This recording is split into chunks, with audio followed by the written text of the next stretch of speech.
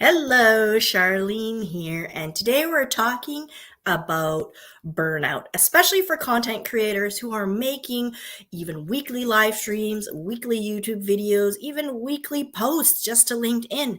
You're going to start to experience content creation burnout, and I'm burning out a little bit. You can hear that in my voice. Usually, when I get super stressed, I will start to lose my voice. So, let's talk about some ways to make content creation better for us, sustainable, so that we can keep building and essentially, of course, avoid burnout. So let's get started.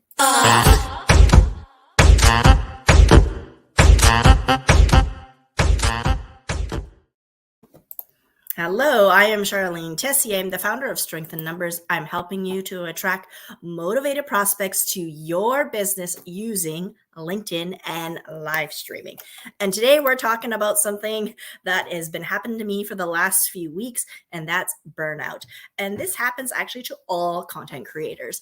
In the beginning, it's super exciting and we have all this energy and we just love creating content.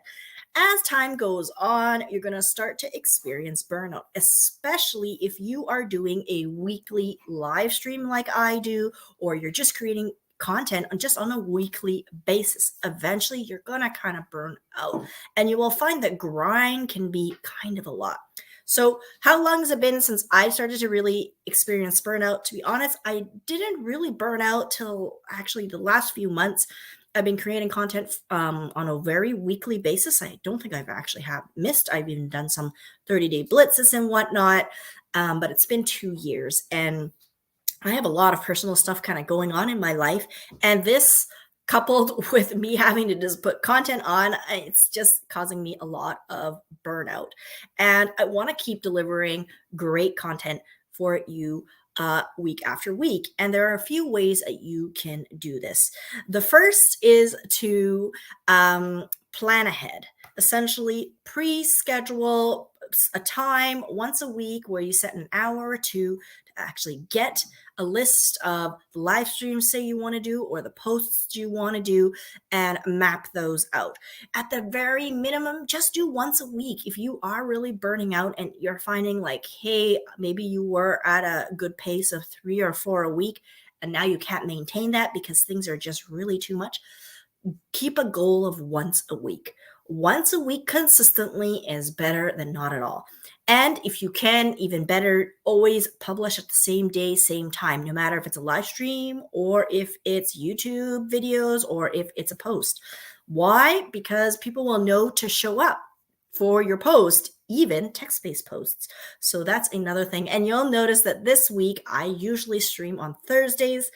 Well, my life has gotten crazy and I didn't even get this pre-scheduled out. I was thinking about it on Monday to do it. Tuesday, Wednesday, Thursday. And of course, Friday this morning was like, oh my gosh, I'm going to go live. I forgot to announce. So I announced first thing this morning and I'm live. It's not so great that I'm going live on a different day and that things are a bit crazy. It's much better to pre-announce on Monday. But hey, I'm here, I'm delivering, and that is the most important. So first, create a time each month and map out at least 4 weeks. I find for me, if I only map out 4 weeks, the month just really flies by. I actually try to map out 8 weeks. I would love to map out 12. That would be my dream. But for some reason, I find that after doing 8 in 2 hour period, I find that's kind of my cap. So right now I do usually 8, and I haven't done, I'm going to be honest, I haven't done my 8 yet. And it's first week of October. So I'll be doing that on Monday, preferably actually later today, so that they can be scheduled for Monday, right? So that's the other thing. And then if you are able to essentially grab questions from your audience or find lightweight ways to keep it sustainable. So think about what's really happening with you. Like me, I was thinking about this whole week, almost dreading, like, what am I going to talk about? I usually sit down and have like a thinking period, right? And I map out the 8. Didn't do that this week. Things are just crazy. And I was experiencing burnout and a little bit feeling like I don't want to be here today. And so I thought, you know what? I bet you I'm not the only one. and it's really, really common. And so check out, there's a blog post actually on StreamYard that I can link to you to. I'll link it up above afterwards, as well as a blog post that I wrote on how to make a weekly show and make it sustainable. Other thing you can do is having guests. That's another way.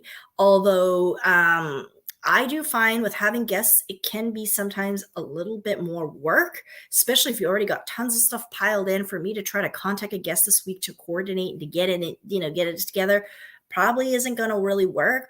I really do prefer the solo style, but hey, it's okay. What you can also do is check out and see what videos worked really well in the past, which had a lot of views or a lot of questions.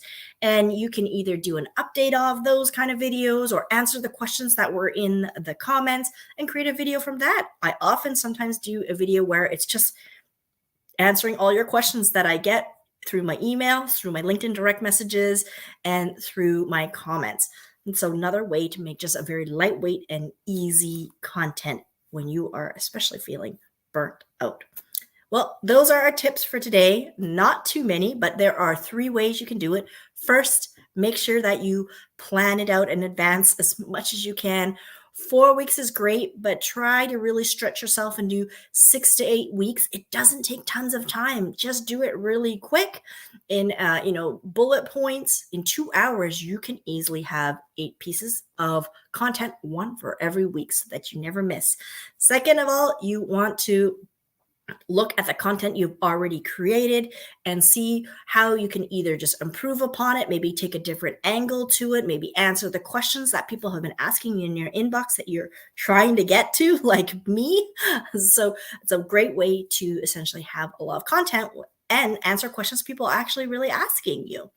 And the third way is if you can get it together, with your virtual assistant or even your own self, if you do have a little bit more time, is to have a guest on your show, maybe even once a month. That lightens your load because you can have those questions that I always have. It's kind of a predetermined questions that I always kind of ask my guests, and I just use them over and over again. It is a little bit more work to kind of coordinate the time and all of that, I find, but it does make for a very easy live streaming. And if you are not comfortable with live streaming by yourself, like I do, the talking head, I really recommend interview style because it takes the pressure off of you.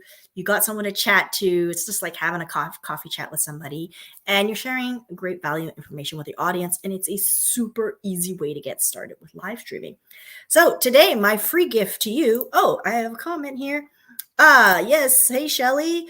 Once a week consistently is the best. Yes, and you and your audience are less likely to burn out and or miss you because they know when you're going to be there. And so, like I said, I have a blog post that I wrote for StreamYard blog, how to create a weekly show, very lightweight and easy. I'll drop that up in the description above. Thank you, Shelly, for coming and being here with me live. Even though this is not my regular live day, it will still stick to Thursdays, but I think I'm going to have to move it up about 30 minutes just because my schedule has changed. And I want to share with you, where's my gift? Where's my gift? Oh, the gift I'm doing today is my community. I have over 170 members in a private community that's not on Facebook. It's not on LinkedIn. So it is distraction free. And we deliver content there that's exclusive for this free private community, talking about all things LinkedIn and live streaming. So if you really want to attract clients using LinkedIn and or live streaming, I highly recommend that you join me there in the free community. I'll drop again that link up below right after this live stream. Thank you all for coming and showing up today. Promise to be back next week on time, and the announcement will go out on Monday. Till then, I'll see you all soon.